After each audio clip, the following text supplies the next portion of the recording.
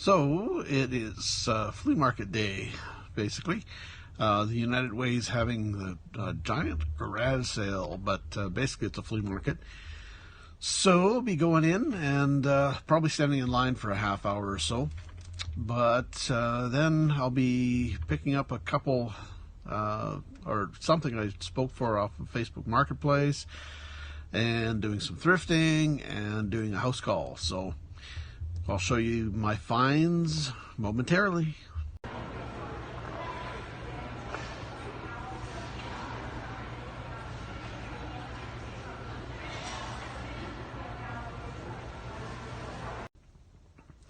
So I was the first in line. 20 minutes early, and so stood in line for 20 minutes, and about 30 people gathered behind me, thereabouts.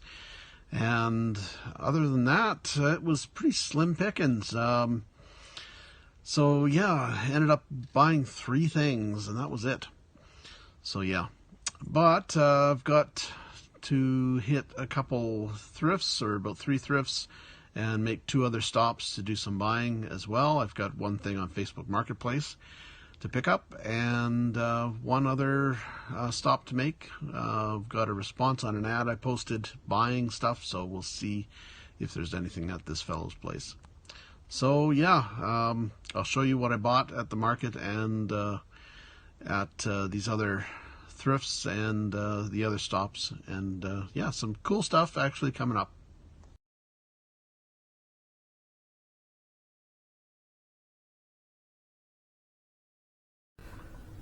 So I'm back from Brandon, and I didn't get to all the thrift shops. I missed 2 of them. I just didn't have time. I had to also stop at the gold and silver buyer. So yeah, I was a little busy there as well, which is in a separate video if you want to check it out. You can see how much I got from my silver hoard and gold hoard. So anyway, now I'll show you all the stuff I got today in no particular order. First of all, the little nabob spoon was a couple bucks at the not the thrift shops, at the flea market. This gold standard tin was at the flea market as well. That was reasonably priced. Same with the Bank of Montreal calendar. Got it there. But that was it. That's all I got there. But I picked up from Marketplace this really cool siren. So kind of Art Deco looking. Probably it's 40s though. Early 40s, mid 40s, something like that. Maybe even 50s. But very cool, apparently very loud, works on 12 volt. And let's see, and then from the house call, I got 2 Liberty fire extinguishers. That's these ones here. And also got this Red Wing Success filter top. There's actually 2 pieces to this unit. There's a piece that goes on the bottom that this one sits on and drains into. They used to be really decent money, but they've actually dropped in value. But I did get this lid with it as well. Unfortunately, it's got a factory flaw, factory crack in it, so that hurts it a bit. But I'm going to see how it cleans up. Should be decent. May end up actually calling the guy back and giving him a little bit more, because these turns out these are actually kind of scarce and in demand, so may give him a little more for that. We'll see how it cleans up. And a 1 gallon Red Wing crock right here. Now just a quick history lesson. The 1 gallon Red Wings that have the wings stamped on them were rarely, if ever, sold in the US. They were mainly made for the Canadian market.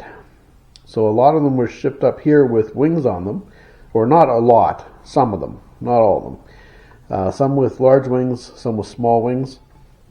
So that's a good piece. I paid up for for all this stuff on the house call like I usually do. Paid a decent amount, fair amount, but at a wholesale level, obviously, I got to make a buck, and the fellow knew it. He's quite decent fellow to deal with. Got this white, believe it or not, it's supposed to be white Coleman. I believe it's white or cream, probably, yeah, one or the other. And got a couple tins, Rogers little 2-pound. They're a little harder to find. They're not that uncommon, but people like to have full sets of them, so this one's a little tougher, but still fairly common tin. And then a repeater tin, and people like these because of the mountie on them. That was kind of a cool image. And then also got a broad axe right here, or planking axe, I think, or something like that, but broad axe anyway. But it's actually flat on one side.